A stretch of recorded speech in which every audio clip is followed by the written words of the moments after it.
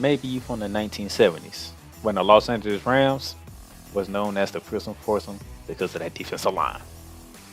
Or maybe you in the city of St. Louis, the gateway to the Midwest, where the greatest show on turf brought home the first ever Super Bowl championship. Or maybe you in the here and now, with the Rams back in LA, winners of Super Bowl 56. You can rock Eric Dickerson. You can rock Marshall Faulk, Isaiah Bruce, and Kurt Warner. Or maybe you rocking Cooper Cup, Aaron Donald, and Matthew Stafford. It doesn't matter, but when it comes to this, it's all about the Los Angeles Rams. Horns up, Rams South. Time to talk Rams football.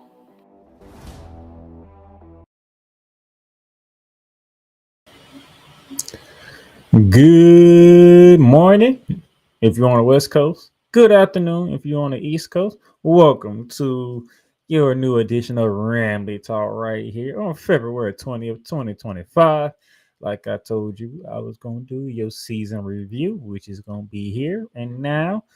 And I'm happy to do it. Since we got some time before, we got a good time before the draft, free agency, all that other stuff. So I figured instead of ending the season like I normally do, like I would have ended the week after we lost to the Philadelphia Eagles, I decided to keep it going. And last week I saw the episode of me meeting some Rams players down in New Orleans during Super Bowl week.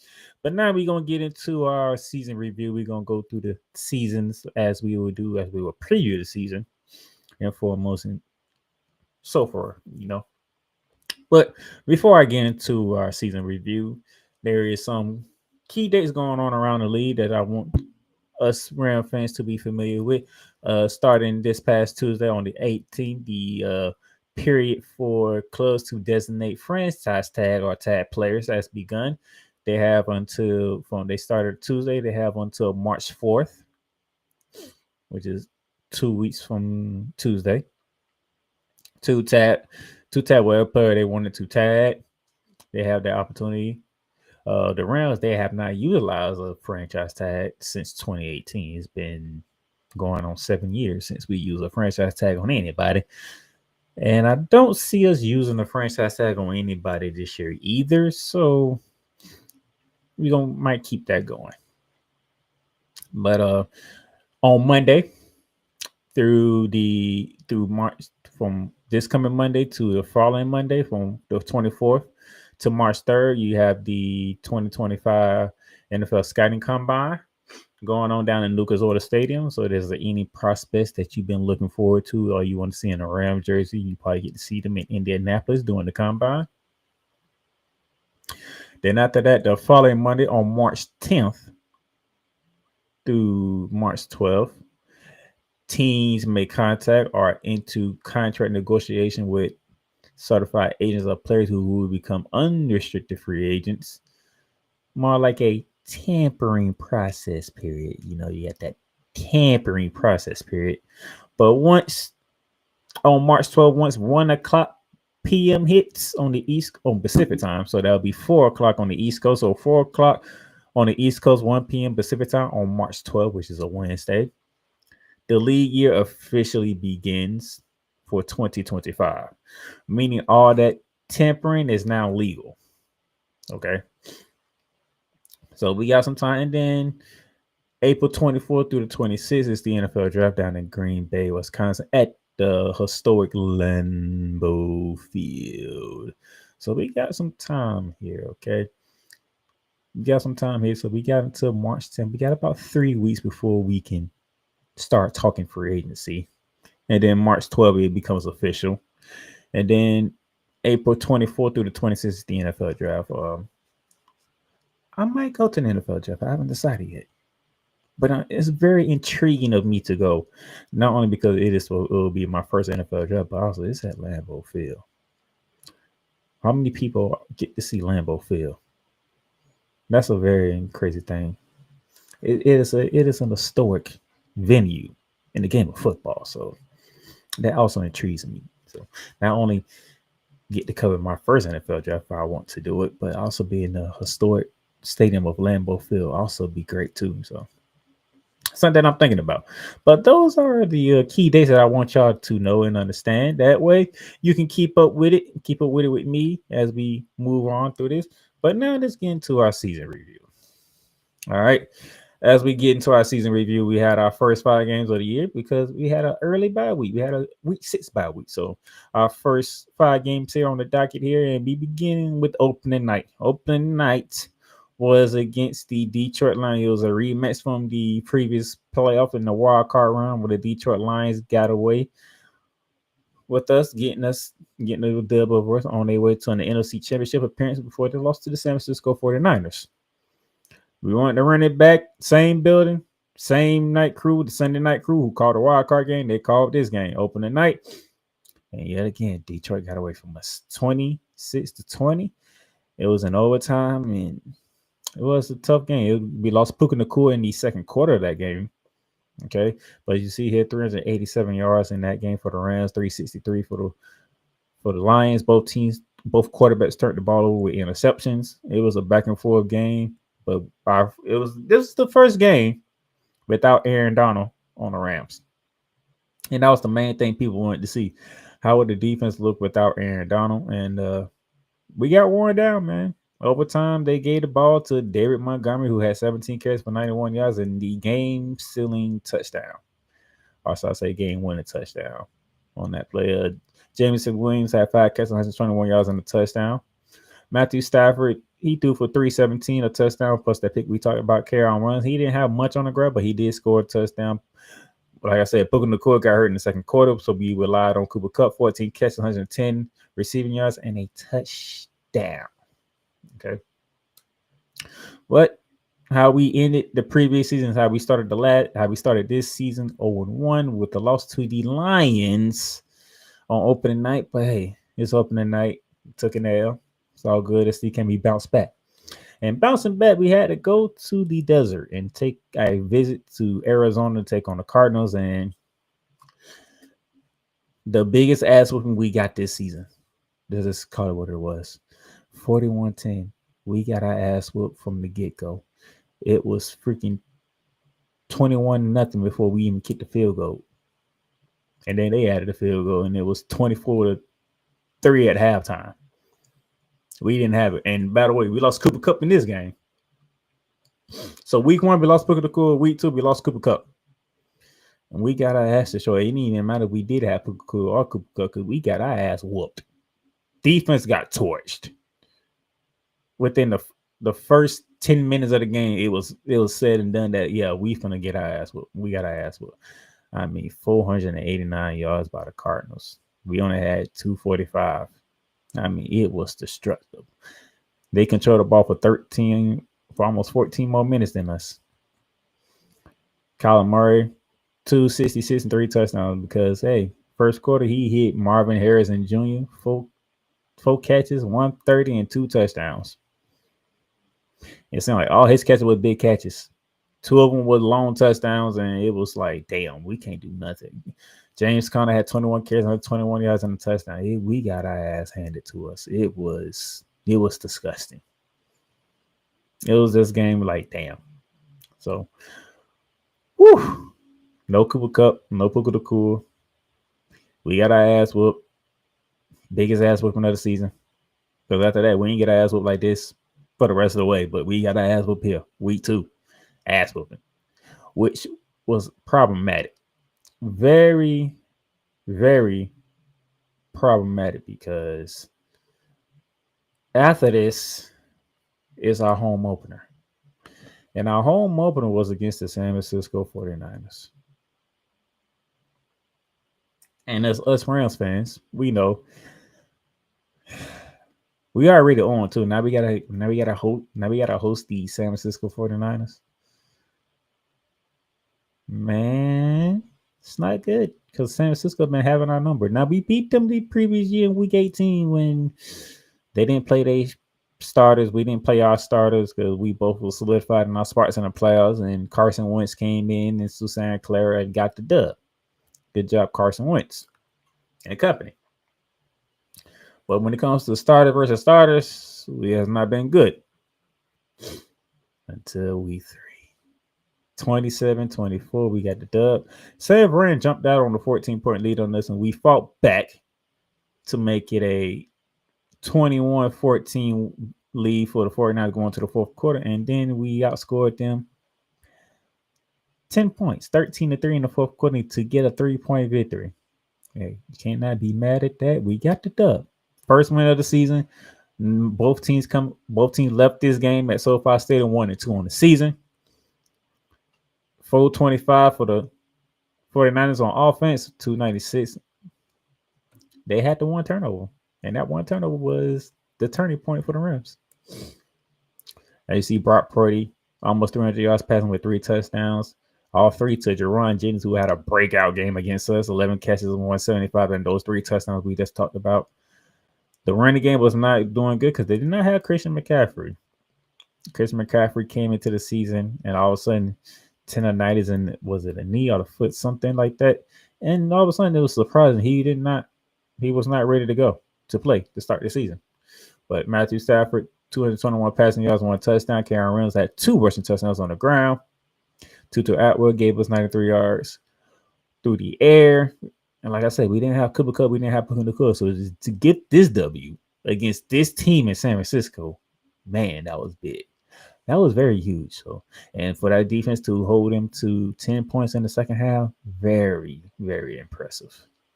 But we got on the board. We're 1-2 now.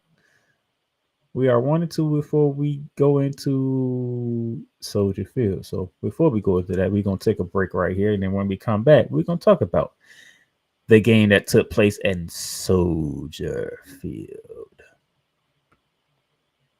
Join the transporter to Hades. Your butt and gut becomes one. Join the reformer of hooker whores. This is my daughter, Placenta Booty Johnson. Join the bronze god. Whenever you are in distress, take off your baseball cap and throw it in the air. Join your very own superhero of broadcasting, Chris Bass. So whatever color crayon they get, they palm it and do 2 circles, and that translates to, I can be the black people. As she takes you through the week's paces in Baseline. Live every Saturday at 8 a.m. Eastern, 7 a.m. Central, Pacific time zone people, just stay asleep when this is on live and just catch the recording. Oh, I'm sorry. Exclusively on the Chris Bass YouTube channel.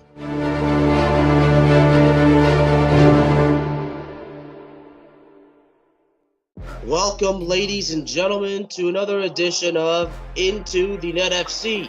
Kylian Mbappe just all of a sudden finally understood his role, and I think he finally understood that everything Kylian Mbappe has accomplished already, there is still a hell of a lot waiting for him in the future. Kylian Mbappe is only 24 years old. He has accomplished so much, and you know what? Kylian Mbappe has not even reached his prime.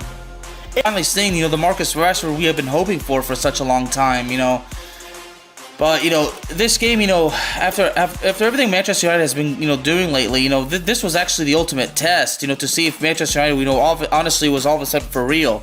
I explained this. The United States, maybe they have to suffer this loss as a lesson to learn to prepare for the future. Because 4 years from now, the World Cup is in not 1, not 2, but 3 countries. The United States of America, Canada, and Mexico. Into the Net FC is available on all streaming platforms, including Spotify, Apple Podcasts, Google Podcasts, Amazon Music, and YouTube. Sports fans are gearing up, whether it be for the madness of March, whether it be for the Super Bowl, or even a little thing called WrestleMania. You can get all that at Fanatics, where they have a wide selection of gear from every league, including the NFL, the NBA, the MLB, the NHL, the NCAA, and the WWE. So go on and show that pride, that passion, that dedication fan that you are by whipping your team, your league, or your favorite player. Fanatics, official license, everything. Drew Willingham. In this case, yeah, you put the blame on Kyle Shanahan for apparently not preparing the team enough for the overtime rules, supposedly. Cole Johnson. Peyton was considered the winner, and he was the darling of all darlings for Gerald. With a special appearance by Tyrone Alizé McDummy. Ain't nobody calling me. Text. Delete! Delete! Delete! Delete! Delete! Delete! Join these two football enthusiasts as they give you Total Football Talk. Live every Monday at 4 p.m. Eastern, 3 p.m. Central on the Sertoba Media and the Comey Media YouTube channels.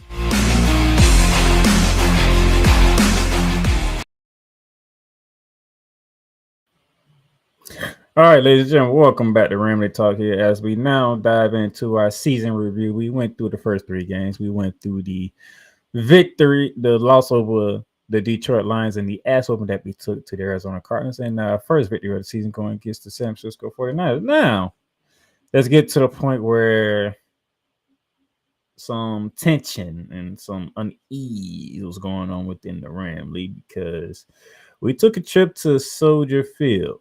And in that trip to Soldier Field, we lost to the Caleb Williams Chicago Bears. A game where a lot of the Rams fans were not pleased with Sean McVay and the Los Angeles Rams. 24-18 loss to a rookie quarterback. Not so good head coach, if we want to call it what it is. And we took an L.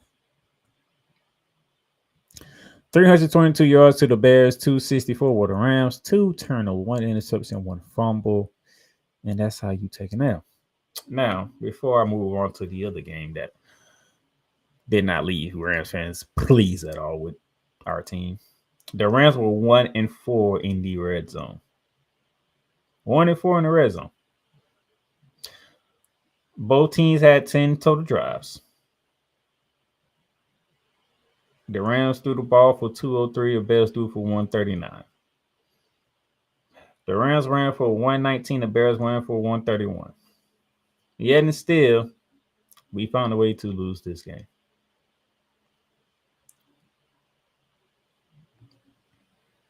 How did we lose this game? Well, we kicked 3 field goals with Josh Carty. That was 37 yards, 25 yards. Josh Carty kicked 5 field goals. Now I'm looking at it. 5 field goals, 15 points from Josh Carty. That's when you go 1 for 4 in the red zone, you lose to a team like Chicago. That's what you do. Matthew Stafford, 224 yards pass on the interception. Kerryon Wentz had 19 carries for 94 yards and a touchdown. Rushing touchdown. The lone touchdown we had in the whole game. Caleb Williams threw a touchdown pass to DJ Moore. DeAndre Swift, he broke a 40-yard touchdown run. Was it 40 yards? Let me see. No, 36 yards. Damn near 40. 36-yard touchdown. They scored 2 touchdowns on us. They scored 3 touchdowns because Johnson, the backup running back, scored. And we kicked field goals. But you expect to have when one team scores a touchdown and another team kick field goal. What do you think was going to happen? That was the unease that was starting to happen after week 4 with this loss of the Chicago Bears.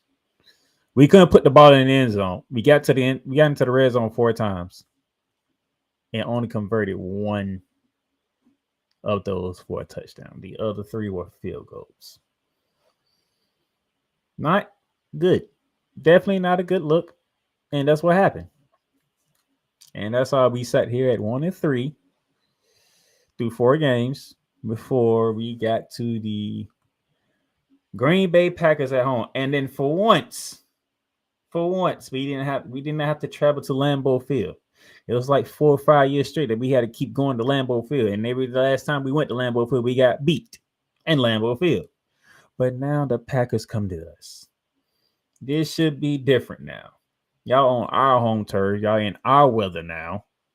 Let's see what happens. 24-19 Green Bay.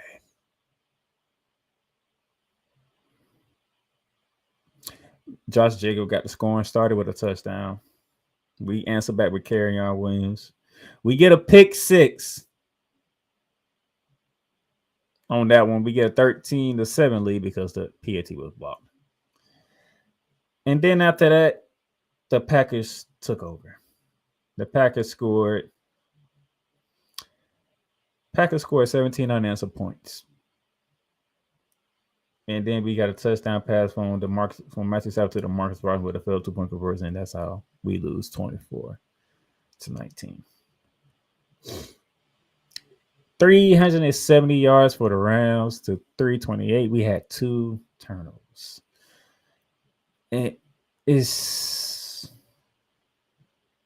as you see, Jordan Love 224, 2 touchdowns, and the aforementioned pick 6. Stafford 260, a touchdown and a pick. Kerryon Wentz had 100 yards rushing and a touchdown. I do believe he had a fumble too as well, if I remember correctly. It's these losses to the Chicago Bears and the Green Bay Packers were very troublesome for Rams fans. Yes, and Kerryon Wentz was the one who fumbled the football, and Green Bay recovered. That was part of their 17 unanswered rally that they had. So it was a game where 2 games where the Rams should have won, but they didn't because they did not value the football well. While Green Bay did everything wrong that you wanted Green Bay to do, but the Rams didn't do everything that you wanted the Rams to do, and Green Bay still came out on top despite the change in venue from Lambeau Field to SoFi Stadium. And it was a painful loss on that one. 1-4. That's where the Rams were sitting at after 5 weeks going into the bye week. We understand the loss to Detroit in overtime. We just got our ass whooped by Arizona. It was just an ass whooping. We beat San Francisco, our biggest rivalry right now. And then the 2 unspeakable losses to the Packers at home in week 5, and then the week before the loss at Soldier Field, where we couldn't do nothing in the red zone. That's what we're sitting at right now. And 1-4 going into the bye week. 1-4. Unease is happening in Rams camp, in Rams Nation, and the Ramily, because we just sat here. We just lost 2 games that we shouldn't have lost. Instead of us being 3-2 on the season, we are 1-4. Now, is the sky falling for the Rams? Not in my opinion. If you go back and listen to me going throughout the season, I never said the sky was falling for the Rams. I stayed true to what I had because, full disclosure, I had the Rams going 12-5 when I did my season preview. 12-5. 5 weeks, we're not looking good at all. We're 1-4. Okay, so for my prediction to come true, we got to go 11-1 the rest of the way. 11-1 the rest of the way, which is not easy because we still have Philly coming up. We still have Buffalo coming up. We still had the Jets with healthy Aaron Rodgers coming up. Minnesota, Miami. Had a lot of good games left to be played, and not sure what was going to happen going forward, but this is where we were at after 5 games, should I say. So that would do it for this episode of Ramily Talk Season Review, weeks 1 through 5. Next week, we'll come back for my bye week and go weeks 7 through 10 and see where the Rams end up after 10 weeks of games. And if they start turning the season around, or it was just one of those, that's not our season. The Playmaker here, signing off from Ramily Talk. I'll see you next week. Thank you for tuning in to Ramily Talk. Ramily Talk is sponsored by Fanatics, Lids, and Paramount Plus. Get your favorite sports appeal with Fanatics or Lids, and get great streaming service with Paramount Plus. If you want to donate to the program, you can donate to us via Cash App, $D Playmakers. That is again, $D Playmakers. And remember, you can follow and subscribe to Ramily Talk on all podcast directories, including Apple, Google, Spotify, Amazon Music, and YouTube. And those of you who are on Apple, leave us a great review, leave comments on how you feel about Ramily Talk and the episode that you listen to. Tune in again next